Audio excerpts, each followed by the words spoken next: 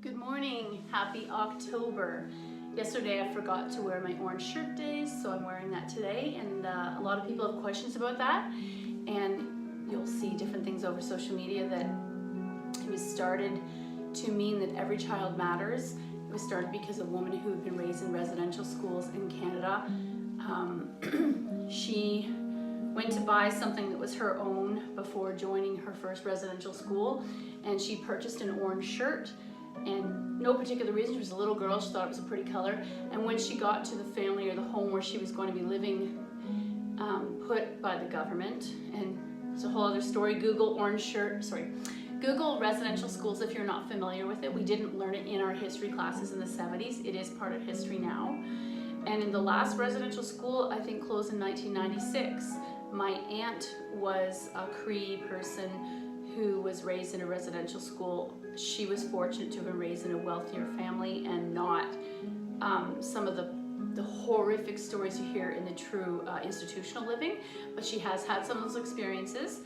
And as a result, this girl gets this orange shirt, and when she arrived at the family, they got rid of it as part of, and it's a symbol of getting rid of their language. They weren't allowed to speak their language, they were fed poorly, and there's a lot of sexual and physical abuse, blah, blah, blah.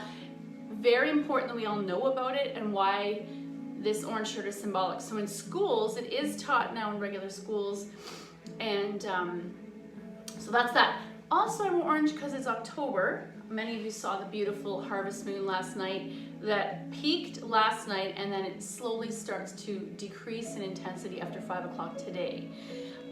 There's also a thing called, I think it's blue moon, because this month we have 2 full moons in the same month. So I think it's just pretty, but it does mean something if you follow astrology. Today there's 2 readings that I thought were very interesting. And funny with accepting what is part of the same process of letting go and moving on. So it doesn't mean you have to love whatever it is you're accepting, whether someone's wronged you or whatever, but it's also coming to terms with, I don't need to fight any further for something to change. I just need to move on. And that's a very Zen concept of moving on and not staying in the muck. You need to move forward, acknowledge it, and move forward. So much of our discontent emerges from feelings of resentment that life is unfair, or that we somehow don't have what we need. We waste our energy focusing on how we think about things should be, or how maybe we've arrived at a place of discontent, or the mistakes we've made, or on the ways in which people have mistreated us. That's a big one we can't seem to let go. We may feel that we've suffered immense personal challenges or injustices, and to have peace of mind to live satisfying lives, we can try to accept where we are, who we are, and accept what it is, and move on. And there's a saying I see often that forgiveness is a gift you give yourself. The person that you're forgiving, or the wrongdoing, they don't need to know that you're doing it, you just need to feel better yourself. There's lots of physical and health and mental benefits. So today's actual reading on October 1st is, who do you want to be in this world? Who do you want to be in this world? Ask yourself this question first thing in the morning. And as you move through your day, letting your answer direct and support your actions. Do you want to be kind and patient? Let kindness and patience inform your interactions with even the most challenging people. So be who you would like to see. Golden rule. Let kindness and patience inform your actions, who you want to be for the most challenging people. Do you want to be courageous? Let courage override your fear, regardless of the situation. Do you want to be a good listener? Then pause, soften, and open to what others are saying. Ask yourself this question every day is like making a promise to be your best self. I really like how positive that is. It implies that we have a lot of power and choice into how our day is going to be, how people are going to perceive us. If we don't like what we're seeing, whether it's being included in social actions or not getting jobs or whatever it is, what can you do that contributed to it that can give you the results you want? So I pulled an animal card. Aha! Snake. And I actually was going to talk about articulating the spine today. So snake comes up a lot in yoga. We talk about all the cobras. And in this day where we're having to sit a lot, I think that it's very helpful to come back to that observing of the spine. This piece, this pole, think of it as the infrastructure that holds up your whole body. It's also the source of a lot of discomfort in our body. So if our back is sore, quite often it inhibits our shoulder mobility, our neck, our sleep. Nothing grouchier than someone with a bad back. So knowing that your back isn't this rigid pole, think of it as, I always say, my spine is these knuckles. So each of these knuckles is a vertebrae, and there's a bit of spongy space. That's my mobility and my movement between each bone.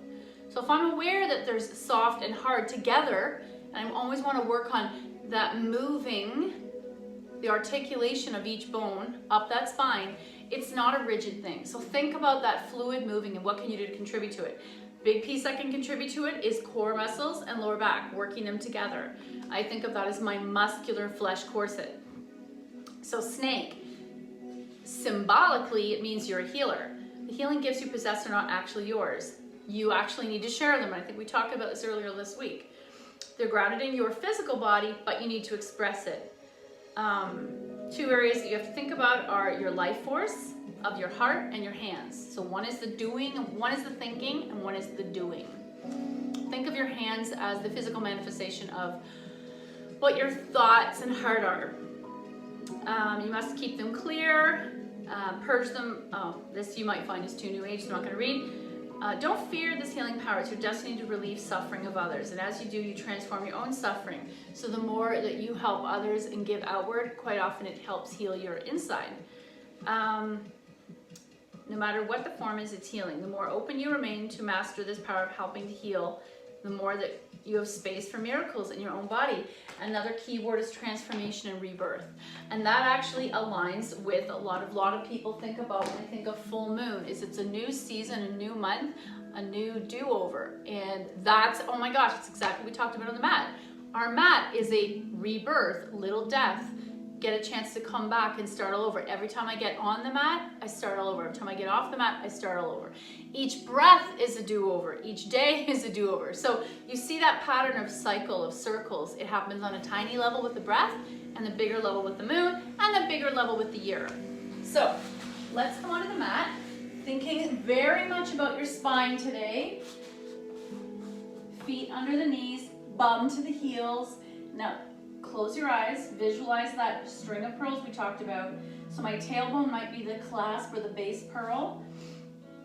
And then I want to slowly, now you can do this using core. I'm using my physical body doing this. Engage the pelvis. Then I'm going to bring a little bit more down. Engage the belly, engage the lower belly and the core. And then now the place behind my solar plexus there, I just felt a crack because I'm not rushing to come down. Now I know my teacher used to like to do this, take hands behind the head, elbows in, curling chin to chest. So I really exposed that spine there. I just felt another crack. And this is all very passive. And by bringing my mind and body and effort to just this moment, just this spine, I'm able to control it a lot more. And very slowly I'm going to place my shoulder blades down. So now there's space in the spine behind the heart. Finally opening out the elbows. I might take these elbows out of the way. Maybe you'll come into cactus or a T, and let's take two really thoughtful breaths here. Inhale one. Exhale. Inhale two, so the body gets heavy, but there's space for you to think of your chest rising.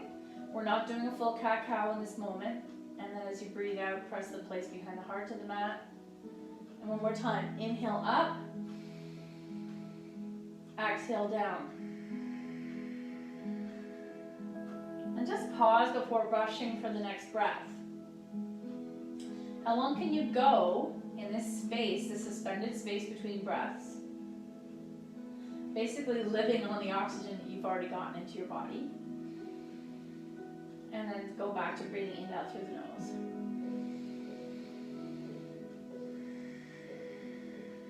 So, arms are heavy, feet are heavy, tailbone's heavy, and I want to let there be some lightness. So as I breathe, you're going to see my chest and my rib cage want to rise up. It's like I'm doing a mini bridge for not lifting my hips. And then engage your core, pressing the whole back body into the floor. That much awareness, I'm noticing all kinds of tight tugging that in my mind has nothing to do with the breath. But because of that interconnectivity of all the parts of my body, I can't isolate just one. Inhale, chest to the sky, but leave the shoulders down. Exhale down. And one more time. Inhale, chest to the sky. And exhale down. And then release. And then walk your feet wide. And you're going to let the knees fall to the right and to the left. So very slow windshield wiper.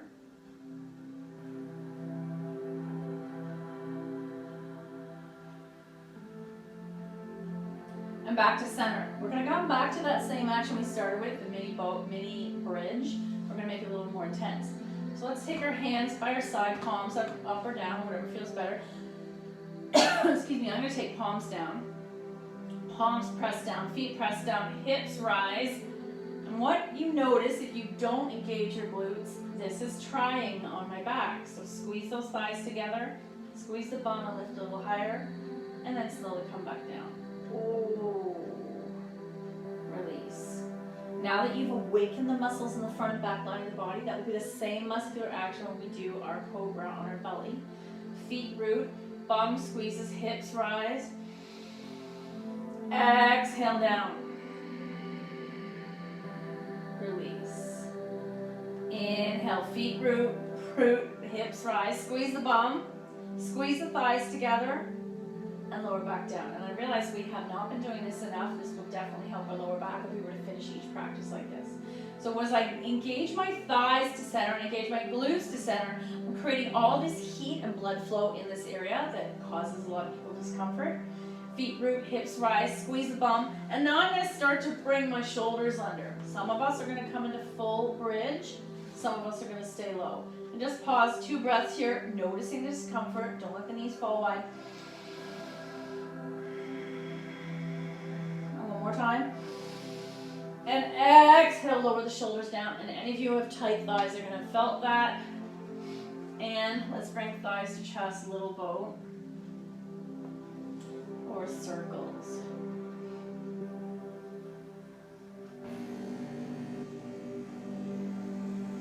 Notice the sensations in that tissue around the tailbone. I think of there being a circle.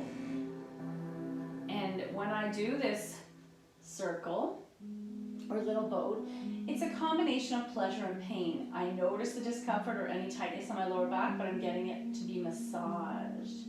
We'll take both knees to the floor on the left. Yesterday we used this block between the knees. I think I'm going to do that again. Stack. So that's going to support my hips, which ultimately helps your lower back. If I don't, this is what it looks like when you're sleeping. Now my knees are compressing into each other and it's putting a strain on your lower back. It's tugging down instead of this replicates my regular standing legs. Then the arm comes out to a T.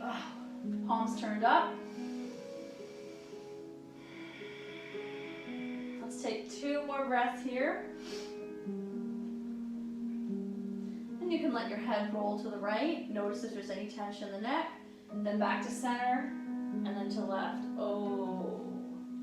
I'm going to do that a couple more times just to increase my awareness and my mobility in my neck. Back and forth. It's here with my arms at shoulder height that I notice that connectivity between tight shoulders, tight neck. One causes the other. They're like chicken and egg. And I'm going to bring my knees back to center. Hey, can we do little boat without removing the block? And no hands. Now I'm going to take those knees to the floor on the right. Left shoulder heavy. Excuse me. Arms to a T, palms turned up.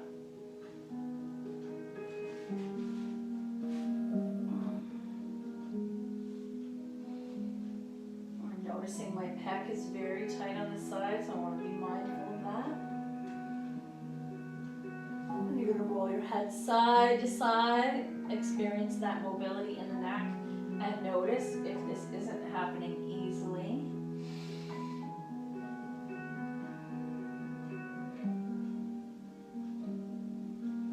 And then back to center. Get rid of the block, little boat or circles. Let's come back to center. Right leg in, left leg extends. Don't do anything. Let's just pause without consciously immediately stretching. Inhale 1. Exhale. Inhale 2. Exhale. gonna take, oh actually, sorry. Draw the right leg in tighter, point the left toes. Now you're gonna flex, point, flex, point, wake up this sheath of muscle and skin on our legs. Also connected to our lower back. And finally, left hand takes right knee over, single leg spinal twist. I'm going to use the block on its medium elevation today. Shoulders to a T. Anchor that shoulder so that we're opening up the upper chest. And then once more, you can roll your head from side to side. Acknowledge any discomfort in your neck or shoulders. And know that you're going to feel better after your practice. That you can be guaranteed. You even just getting up and turning on this class today is the beginning. Back to center, thighs to chest, little bow. Move the block to the other side, and left leg in, right leg extends. Don't stretch yet, just pause and acknowledge what you feel. Was that a delicious motion, just extending one leg, or is there discomfort? Now you can add point and flex. Wake up the front and back of the legs and the lower back into the hip.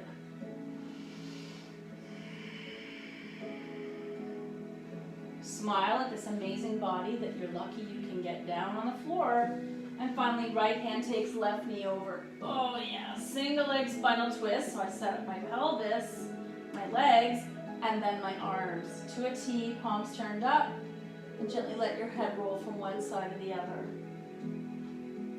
And acknowledge any tension stored in your neck or shoulders.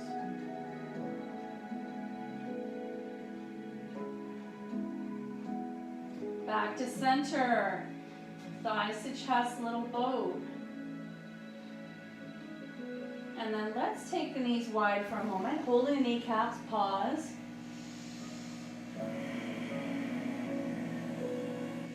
Notice the thighs, the hips, the lower back. You have a choice to stay here or come into setup for happy baby. Or take it further, coming into full happy baby. Stillness or rocking side to side.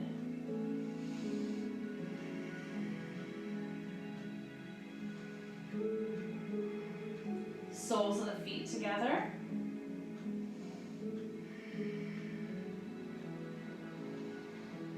And then taking your feet to the mat, soles together, blades to the floor, knees out to the side. Option to massage those hip flexors, especially if you sat a lot yesterday. Some people, they get tight in their sleep too. I've had a couple friends and my partner where he's had discomfort in his Achilles and not much was helping it.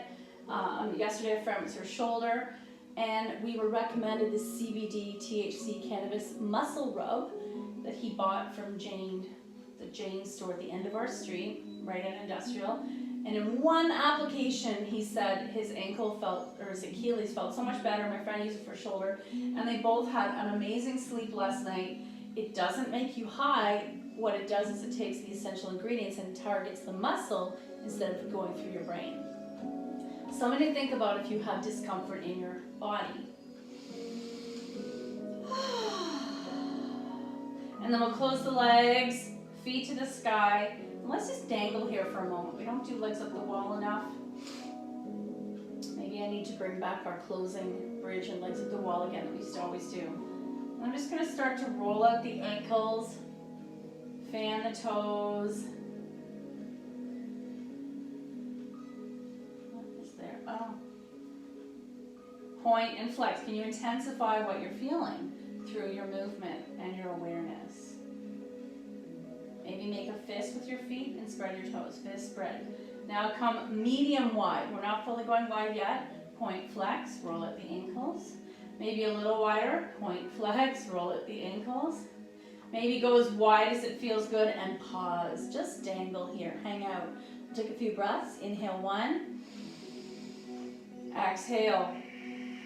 And I want you to take in your mind, go into that spot where you feel this tense, maybe even hesitation or resistance to the stretch.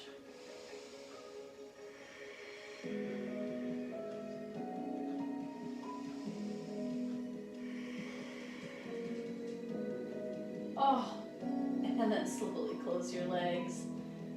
Rolling onto your side. Let yourself pause for 2 breaths here. Inhale 1. Exhale. Inhale 2. Exhale, and let's come up. Coming into extended child's pose. Let me move these out of the way.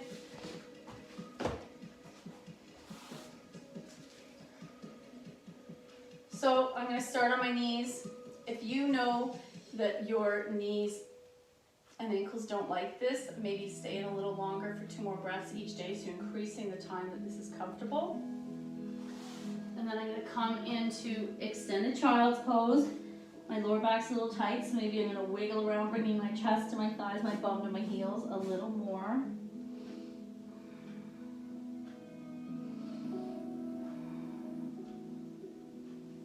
Option to stay here. Now I've got my forearms on the mat in Sphinx arms. Option to come into prayer hands. Option to lift those prayer hands above your head. Elbows stay down.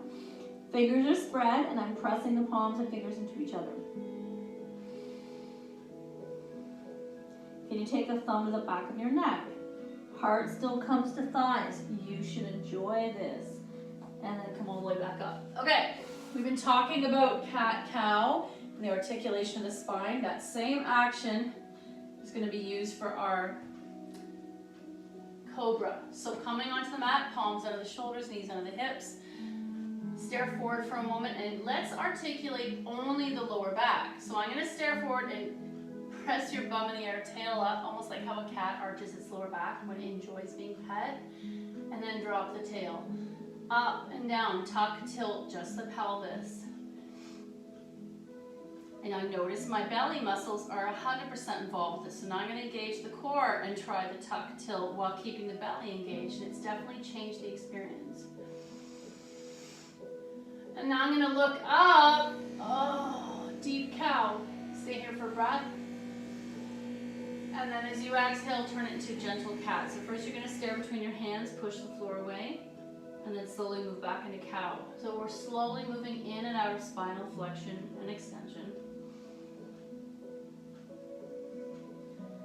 And maybe you want to make this more intense, or maybe you're comfortable here, especially if you have a tender lower back.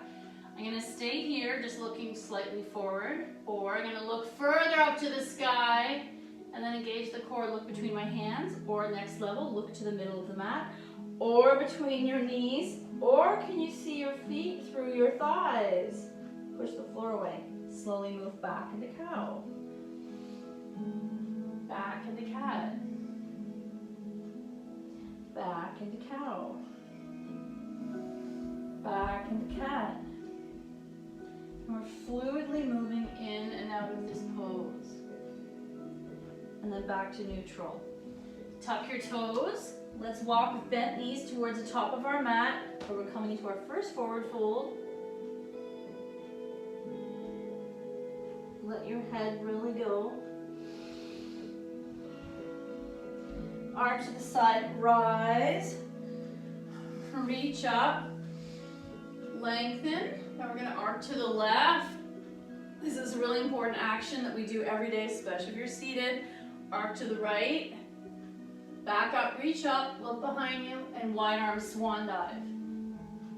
Half back, fold, plant, lower down. Let's do 2 breaths, sleeping cobra. We'll come back to the cobra series after our sun salutations. Palms press down, elbows hug in. Inhale 1, exhale. Inhale 2, exhale, pick up your head, baby cobra. Tuck your toes, downward dog. Pedaling your dog. Alternately trying to get heels to the mat, noticing any tension in your feet and your legs. Right foot forward, left knee back. Let's see if I can do my low lunge. Choosing here, or a slight back bend, or tuck and rise. Hands release, feet together, fold, rise, heart center. Keep it going. Inhale up. Exhale, fold. Half back, fold, plant, lower, 2 breaths, sleeping cobra.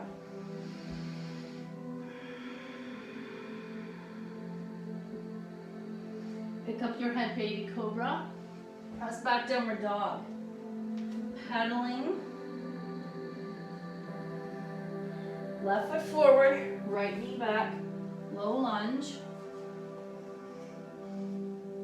Choosing upright or hallelujah back bend or tuck and rise. Nice work. Hands release, feet together, fold, rise, heart center. Keep going. Wrong shirt today. I don't own a lot of orange. Inhale up, exhale fold. Half back, fold. Let's come down to your knees. And we're going to slowly lower the heart. So I'm going to pick up my head and just that level of articulation we did at the spine, we're going to lower all the way down. Inhale up, cobra. Press back, downward dog. Pedal. Right foot forward, left foot back, high lunge. Oh, I'm so wobbly today. Side of tension, hands release. Feet together, fold. Rise, heart center.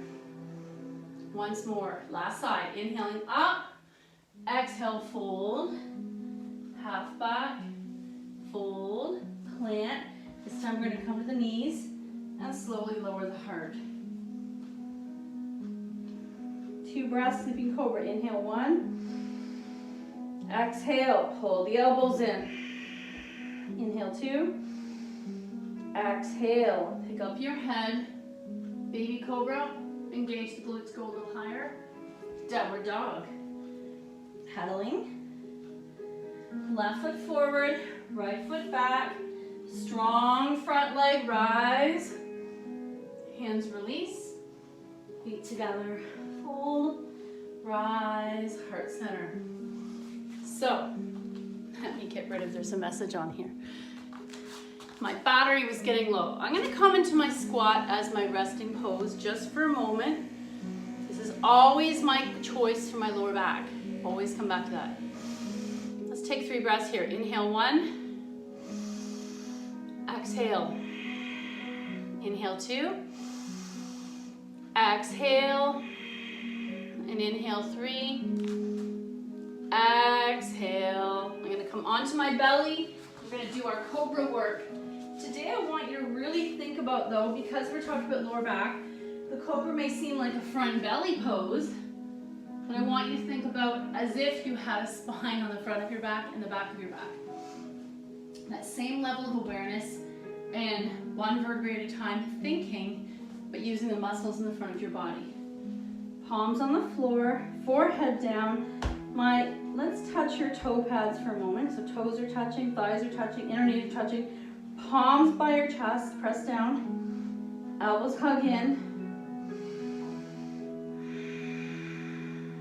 Without doing any muscular activation. Let's take 2 breaths here and listen to what your spine or lower back is trying to tell you.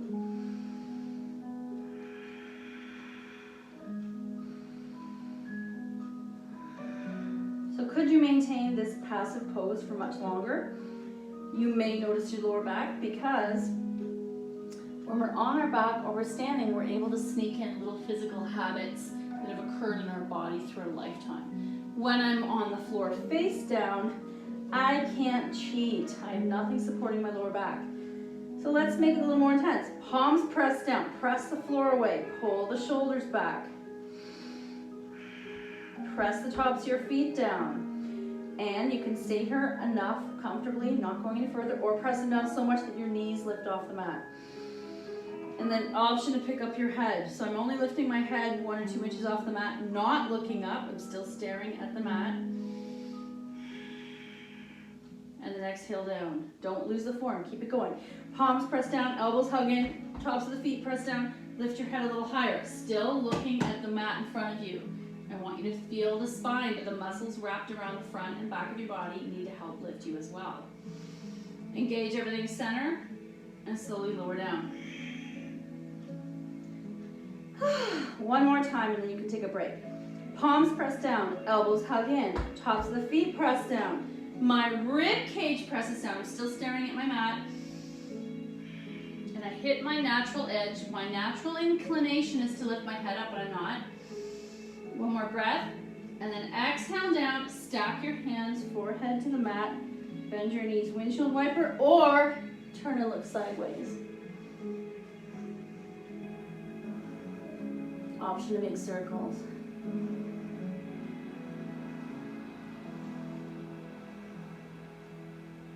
Back to center.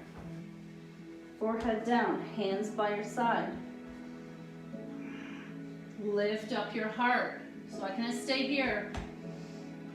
Baby cobra. I don't have to go any further. I can pull it all in, engage everything, and go a little higher. I'm feeling tension in my mid-back, so I'm not able to lift without cheating with my hands very high. So this is my baby cobra today. Now I'm staring at the top of my mat. My neck has become part of this pose. I feel my ribs and tops of my feet rooting down. I could add a little bit more with my hands, just a tiny. Pull the elbows in, shoulders back, look slightly forward. And then slowly lower back down. So how high can I go using muscular effort of my belly? Press down, root to rise, engage, and lift. I'm not gonna go very high. Exhale down. Let's do 2 more rises. Inhale up. Hit your edge, exhale down. And one more time. Inhale up. Pause, squeeze out in the center. And exhale down, your choice. Stacked hands, forehead to center, or turn your cheek the other way, bend your knees, and windshield wiper. What's fascinating about these poses is they don't require a lot of, to the eye, visual work, but you feel the effort deep inside your body. It's muscular effort, not big theatrics. Back to center. Let's take Sphinx arms, because guess what? It means I can come into this back bend with a little bit less muscular effort. This is bone structure. Think of this as Tinker Toys or Lego. We make the bones hold our body and muscle into the shape. So elbows under the shoulders, palms broad, forearms the width of the shoulders. And I'm just gonna look forward. So my legs are slightly open, maybe 1 fist width, 2 fist widths. Look slightly forward, and where do you notice this in your back without adding any muscular effort? Now to make this pose a little easier, I'm going to clench my bum to center, engage my core. Can you lift your core off the mat? And now just my pubic bones on the mat, my hips, and then release. Let's do this with the belly. Think about the belly lifting and lying down. Engage the core, lift the belly off, hollow out the belly, and let it go back down. So you won't see me doing it, but you're going to feel it. Palms press down, shoulders broaden, bum engages, belly lifts off, hollowing, engage, engage, engage, pelvis roots down, and then relax. So there's that same tuck tilt in my pelvis that's not traumatic. It's my practice inside my body. One more time.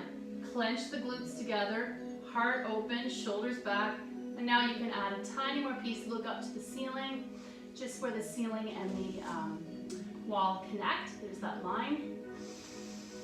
And then slowly lower back down. Turn your cheek, windshield wiper.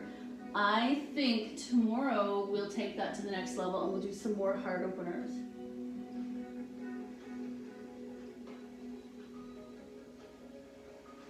Now, let's roll. Right arm straightens.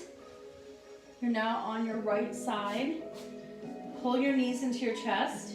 We're going to take our rest here inside child's pose.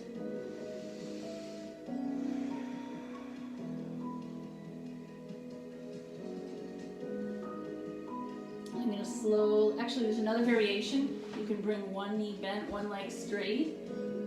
This is how I like to sleep. It's not great for your lower back if you did for very long. And then we're going to push back up again. So, I'm going to do a final reading, but I would like you to consider doing legs up the wall either on the floor or against a wall when we finish our practice.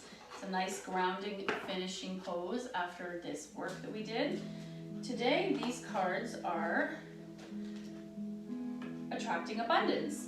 Whatever abundance means to you in your life. We talk about this often. Abundance is a different thing for each person. Is it friends, love, health, material goods? Don't focus on any pain, discomfort, or ill that you're experiencing. Focusing on the well-being. Focus on the things you do have going for you. Always think of yourself as being completely happy, full of energy, and at ease with yourself, and in vibrant pain. Our natural culture and our ego is to focus on what's wrong with us. Instead, I'm very lucky you already as a group are really open and positive, focused on what's right with you. And eventually your mind starts to shift away from, now, sometimes we're in a treatment, say during cancer treatment, it's really impossible to think about anything else except that. But I'm sure you've all met someone who's been really still rah-rah cheerleader during their cancer, and there's other people who are Eeyore. So everyone handles their physical health in a different way, but let's try to flip it, even if it's just for today, to see the positive and what's right in your health and your body. Thank you so much for your effort. The good in me sees the good in you. Namaste.